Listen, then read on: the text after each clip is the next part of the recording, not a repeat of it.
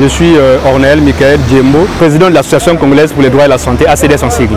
Nous sommes ici parce que nous sommes en réalité partenaires de l'organisation de cette foire. L'ACDS a un stand que nous sommes en train de gérer et nous avons également aujourd'hui animé un atelier de sensibilisation sur les droits de femmes sous le prisme de la loi Ouébarra. Voilà pourquoi nous sommes ici. Alors dites-nous un peu,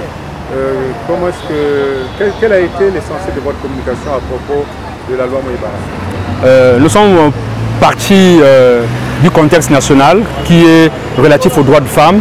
Les femmes sont violentées, elles sont victimes de toutes sortes de violences et de l'opportunité de cette loi pour renforcer la protection sur des thématiques aussi diverses et variées, par exemple les violences physiques, les violences économiques, les violences sexuelles.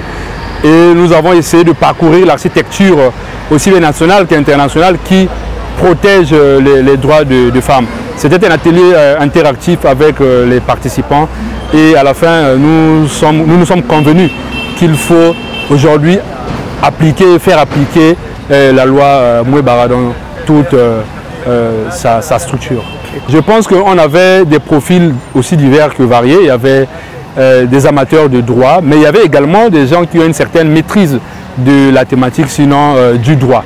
Et donc, c'était un rendez-vous du donner et du recevoir.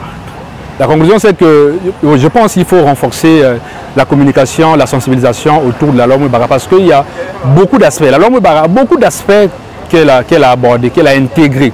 Et donc, il faut renforcer la communication et la sensibilisation autour de chaque aspect de cette loi pour que la population soit informée, pour que les femmes aient connaissance de cette loi combien importante qui les protège. L'Association congolaise pour les droits et la santé a été créée en 2021. Donc ça fait pratiquement 4 ans depuis que nous existons. Parmi les objectifs qui sont les nôtres, il y a la promotion et la défense des droits des femmes et filles. Il y a la lutte contre les violences basées sur le genre et la promotion et la défense des droits en santé sexuelle et la reproduction. Donc voilà un peu ce que nous faisons. Nous sommes dans la sensibilisation, nous sommes dans le plaidoyer, nous sommes dans la collecte des données. Nous sommes un peu par-ci par-là, l'orientation, l'écoute, mais nous travaillons beaucoup plus, il faut le dire, avec les ados jeunes parce que nous sommes une association 100% jeunes. Nous sommes une association dirigée par les femmes parce que plus de 70% du staff est constitué de femmes et filles. Vraiment, c'est avec beaucoup d'enthousiasme d'ailleurs que je le dis.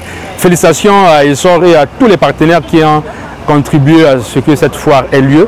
Je pense que nous sommes à la fin pratiquement de la foire, mais c'est une réussite déjà par l'enthousiasme des visiteurs, des gens qui viennent, par la qualité des interventions, par la qualité des thématiques qui sont abordées et de l'offre et des services qu'on trouve ici.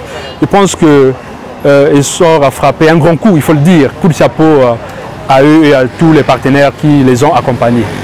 Culture, vraiment, je serais content du travail que vous êtes en train de faire parce que depuis le matin, je suis avec vous, je vous suis dans tout ce que vous êtes en train de faire. Vous êtes en train de couvrir cet événement, vous êtes dans tous les stands, dans tous les ateliers, mais vraiment il y a de la volonté, il y a beaucoup de professionnalisme aussi, il faut se le dire. Et j'ai comme l'impression que vous avez aussi la maîtrise de toutes les thématiques qui sont abordées. Je ne sais pas si vous êtes documenté avant, mais en tout cas vous faites un travail formidable, un travail titanesque. Félicitations à vous.